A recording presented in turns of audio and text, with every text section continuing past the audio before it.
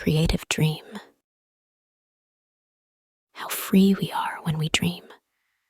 The barriers of time, the limitations of space, the laws of logic, the repressions of consciousness, all of these disappear, and we are gods of our own fleeting creations. Freud attributed a capital importance to our dreams because what we create in them belongs to us in a unique way. By understanding a man's dreams, he seemed to say, "You will understand the man." In mind control, we also take dreams seriously, but in a different way, because we learn to use our mind in different ways. Freud was concerned with dreams that come to us spontaneously. This is not the case in mind control. Our focus is on deliberately creating dreams that serve to solve specific problems. Because we program the issue in advance, we interpret them differently, with spectacular results. Although this limits the spontaneity of our dream experiences, we gain significant freedom, greater control over our lives.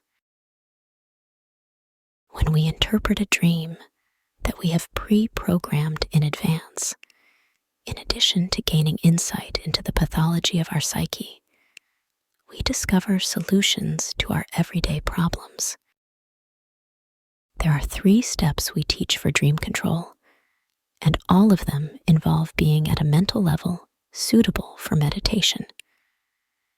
The first is to remember our dreams. Many people say, "I don't dream at all." But this is never true. We may not remember our dreams, but we all dream. If we were deprived of dreams, within a few days there would be mental and emotional disturbances. When I first began investigating the possible utility of dreams for problem solving back in 1949, I was not at all sure what I would discover. I had heard, as you have, countless stories about premonitions occurring in dreams. As we all know, Caesar was warned in a dream of the Ides of March, and on the same day, as it turned out, he was assassinated, and Lincoln too dreamed premonitions of his assassination.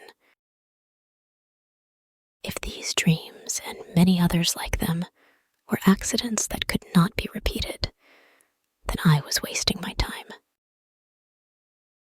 There came a point when I felt firmly convinced that I was indeed wasting my time.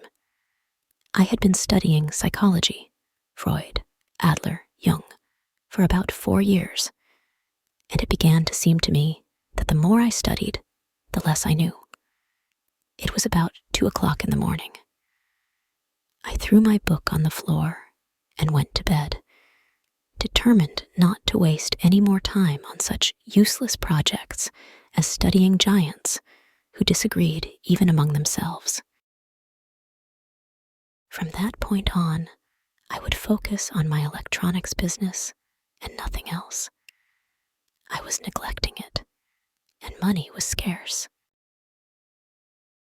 About 2 hours later, I woke up from a dream. It was not a series of events, as in most dreams, but simply a light. The field of vision in my dream was bathed in midday sunlight, a golden glow, extremely bright. I opened my eyes, and it was dark in my shadowy room. I closed my eyes, and it was bright again. I repeated this over and over. Eyes open, dark. Eyes closed, bright.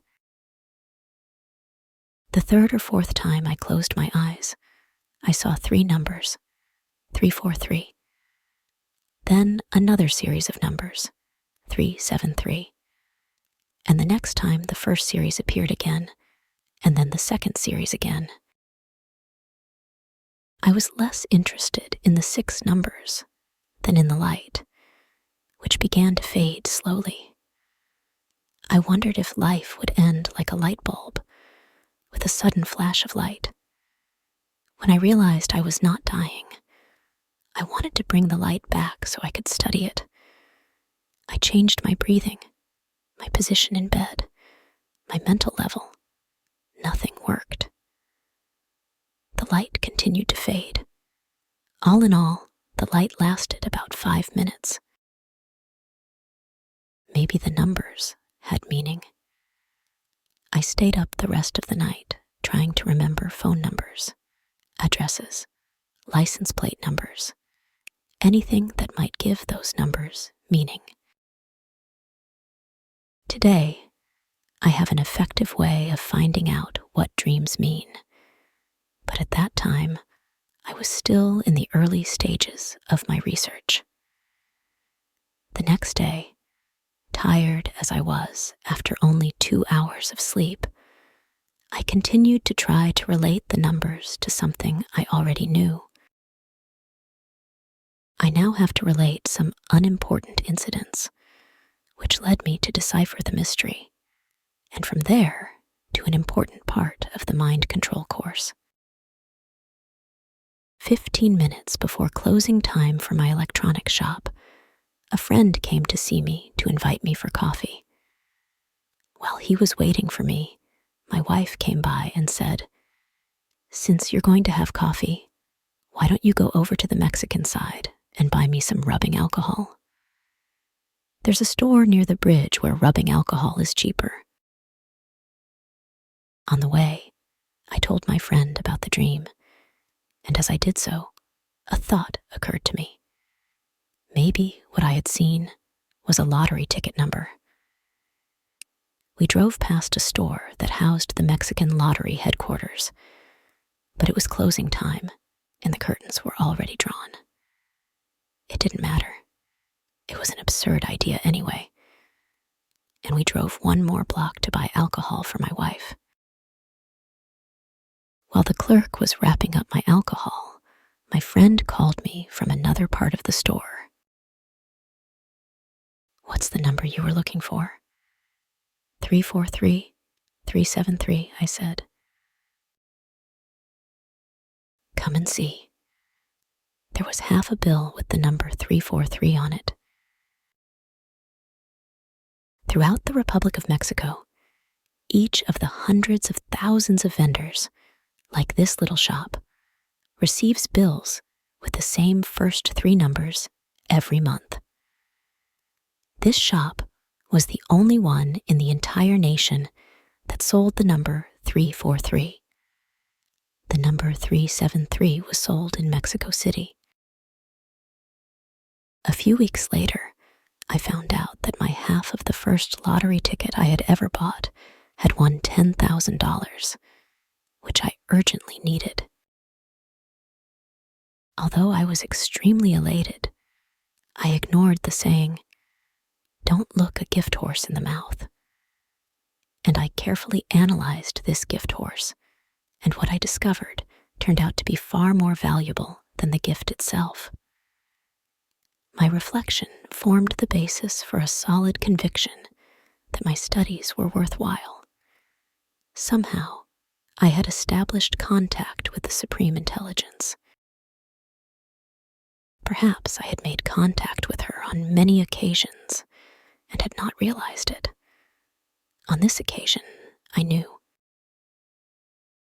Consider the number of seemingly random events that led me to this. In a moment of desperation, I dreamed of a number in such a surprising way, in that light, that I had to remember it. Then a friend came over to invite me to coffee, and although I was tired, I accepted. My wife came by and asked me to buy rubbing alcohol, which led me to the only place in Mexico where that particular bill was for sale. Anyone who thinks that all this is just a coincidence would be hard-pressed to explain a startling fact which can be fully verified. 4 mind control graduates in the United States also won lotteries through the use of other techniques that I developed later. They are Regina M. Fornecker of Rockford, Illinois, who won $300,000. Francis Maroney of Chicago, who won $50,000. And John Fleming of Buffalo, New York, who won $50,000. We have no objection to the word coincidence in mind control. In fact, we attach a special meaning to it. When a series of events that is difficult to explain leads to a constructive result, we call it a coincidence. When events lead to a destructive result, we call it an accident. In mind control, we learn to bring about coincidences. "It's just a coincidence" is a phrase we don't use. The dream which led to my winning the lottery convinced me of the existence of the Supreme Intelligence and of its ability to communicate with me. That this happened when I was asleep and deeply disturbed in connection with my life's work is not at all remarkable, as I now see it. Thousands of people have received information in their dreams in some paranormal way when they were desperate or in danger or at a crucial moment in their life. The Bible recounts a great number of such dreams. However, at the time, the fact that it happened to me seemed nothing short of a miracle. From my readings, I remembered that Freud said that dreams create favorable conditions for telepathy. To explain my dream, I had to go further and think that dreams create favorable conditions for receiving information from the Supreme Intelligence. Then I went even further and wondered if we should be like someone who passively waits for the telephone to ring. Couldn't we ourselves dial the number to reach the Supreme Intelligence on our own initiative? As a religious person, I reasoned that if we can reach God through prayer, surely we can devise a method to reach the Supreme Intelligence. As you will see later in chapter 15, where I speak of God and the Supreme Intelligence, I am referring to different things. Yes, my experiments showed that we can communicate with the Supreme Intelligence in several ways. One of them is dream control, which is very simple and easy to learn. You can't count on a bright light to help you remember your dreams, but you can rely on the cumulative effect of programming yourself while you're on level ground to remember them. As you meditate just before going to sleep, say, "I want to remember a dream. I'm going to remember a dream." Now, go to sleep with paper and pencil next to your bed. When you wake up, either at night or in the morning, write down what you remember from a dream. Keep practicing this night after night, and your recall will become clearer and more complete. When you are satisfied that you have developed your skill, you are ready for the second step. During your meditation session, before you fall asleep, review a problem that can be solved by information or advice. Make sure that you really care about solving it, because idle questions produce idle answers. Now, program yourself with these words.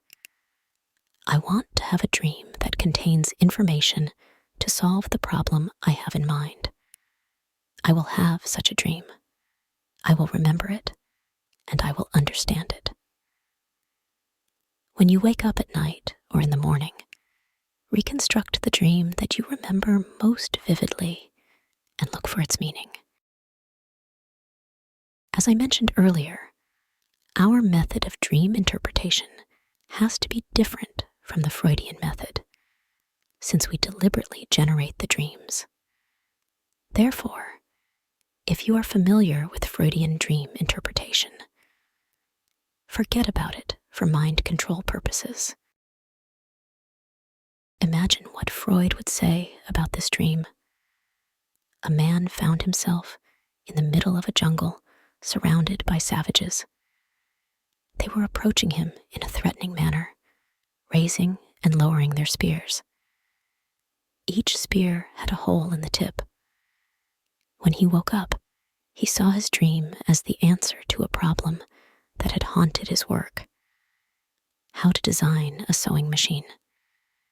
He could make the needle go up and down, but not make it sew, until his dream told him to make a hole in the tip. The man was Elias Howe, inventor of the first practical sewing machine. A mind control graduate credits dream control with saving his life.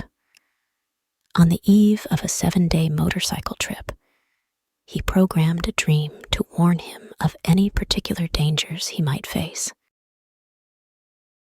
Most of his previous extended trips had been marked by minor mishaps: a flat tire on one occasion, dirt in the fuel line on another, and on his last trip, an unexpected snowfall. He dreamed that he was at a friend's house. For dinner, he was served a plate full of raw green beans, while everyone else was enjoying a delicious quiche Lorraine. Did this mean that he had to abstain from eating green beans throughout his trip? The danger of this happening was minimal, since he disliked green beans, especially raw ones. Did the dream mean that he was no longer welcome in his friend's house? No, he had confidence in their friendship. Besides, it had nothing to do with his motorcycle trip. 2 days later, he was speeding down a New York highway in the early morning. It was a beautiful morning. The road was in perfect condition, and there was no traffic except for a small truck ahead of him. As he approached the truck, he noticed that it was loaded with sacks of green beans. Remembering his dream, he slowed from 65 to 25 miles per hour. Then, as he was taking a curve at 15 miles per hour, the rear tire of his motorcycle slid slightly on the curve, with some green beans that had fallen from the truck. At a higher speed, the slip would have been serious, possibly fatal. Only you can interpret the dreams you choose to have. With advance and orderly self-programming to understand your dreams, you will have a gut feeling as to their meaning. Hunches are often the means by which our subconscious silently communicates with us.